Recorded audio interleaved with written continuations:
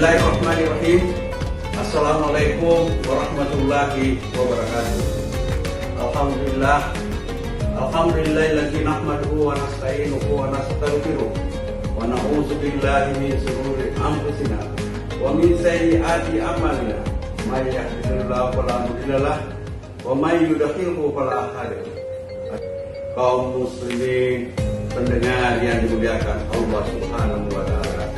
Alhamdulillah, puji syukur kehadirat Allah Subhanahu wa taala karena kita memasuki bulan penuh makrifat dan di dalamnya banyak ketaatan. Bulan mendekatkan diri kepada Allah Subhanahu wa taala. Bulan di mana kita mengasah ketakwaan kita kepada Allah Subhanahu wa taala agar kita memperoleh rahmat dari Allah, ampunan dan pelepasan dari siksa api neraka. Salah satu amal yang sangat dianjurkan di dalam bulan ini ialah kita saling mengajak dan berpesan kepada kebaikan dan kebenaran pada kesebaran sesuai dengan firman Allah Subhanahu wa taala dalam surah Al-Asr mengatakan wa tawasau bil haqq wa tawasau bis sabr.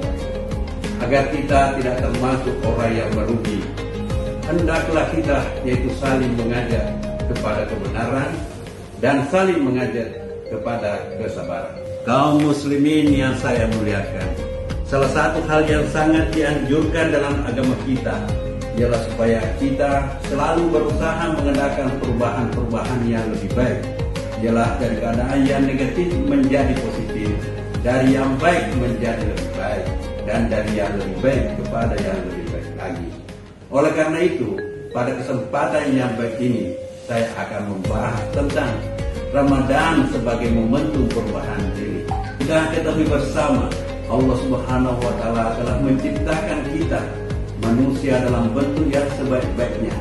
Sebagaimana Allah Subhanahu wa taala menjadikan jiwa kita asalnya adalah bersih. Ini dapat kita lihat dalam firman Allah Subhanahu wa taala yang berbunyi, A'udzubillahi minasyaitonir rajim. Laqad khalaqnal insana fi ahsani taqwim. Sungguh kami telah menciptakan manusia dalam bentuk yang sebaik-baiknya.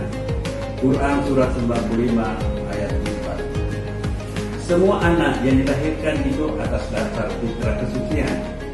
Namun dalam perjalanan hidup manusia setelah lahir ke dunia ini sangat besar peluangnya mengalami penyimpangan-penyimpangan. Apa sebabnya? Karena di dalam diri manusia itu memang ada yang disebut dengan hawa nafsu. Hawa nafsu inilah yang selalu mengajak kita kepada keburukan-keburukan, kejelekan dan dosa-dosa yang dilarang oleh Allah Subhanahu wa taala. Hadirin yang saya muliakan, di dalam Al-Quran Allah Subhanahu wa taala memperingatkan, Ya bani Adam, la yaftinannakum syaitan kama akhraja abawaikum minal jannah.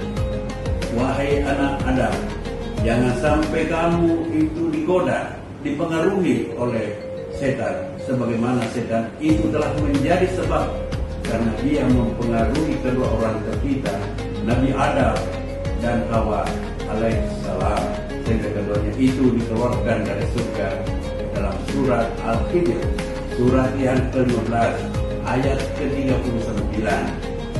Setan itu bertekad dan berjanji dan menyampaikan pernyataannya di hadapan Allah Subhanahu wa taala. Qala rabbi bima aghwaytani. Setan berkata, wahai Tuhanku, lantaran engkau telah menyesatkan aku, azayyinanna lahum fil ardh. Saya akan menghiasi bagi anak Adam ini, bagi manusia ini, segala larangan di bumi. Wala utwiyannahum ajmain. Dan saya akan menyesatkan mereka semuanya. Inilah beberapa hal yang menyebabkan jiwa kita ini kalau tidak diperhatikan akan cenderung menyimpang. Itulah yang dimaksud dalam sambungan ayat tadi. Summa radadnahu asfala safilin. Kemudian kami kembalikan dia kepada derajat yang paling rendah, yaitu tubuh kita ini akan mengalami proses kuat. Yang tadinya kuat menjadi lemah, yang tadinya berambut hitam lalu berubah, yang tadinya bagus daya ingatnya lalu menjadi terlupa. Oleh karena itu, mari kita menyadari betapa pentingnya kita berusaha untuk merubah keadaan kita, perilaku kita, kebiasaan-kebiasaan kita untuk menjadi lebih baik daripada sebelumnya. Sebenarnya memang patut kita pahami bahwa merubah kebiasaan itu bukan suatu hal yang mudah. Dan dalam kata hikmah orang Buddhis dikatakan lele bulu, lele kebiasaan. Gunung itu bisa saja dirubah, tapi kebiasaan sukar dipindahkan. Tapi ini bukan berarti kebiasaan itu tidak bisa berubah. Bisa saja. Sebagaimana kita lihat buktinya, masyarakat di zaman Nabi Shallallahu Alaihi Wasallam sebelum mereka ikut kepada petunjuk Rasulullah Shallallahu Alaihi Wasallam, mereka berada dalam kondisi yang sangat jauh dari kebenaran. Hadirin yang kami muliakan, contoh yang terakhir yang bisa kita kemukakan di sini adalah dalam bulan suci Ramadan ini kita tentunya sama-sama menyadari bahwa terjadi perubahan total, perubahan yang sangat dasar atas kebiasaan-kebiasaan kita ini.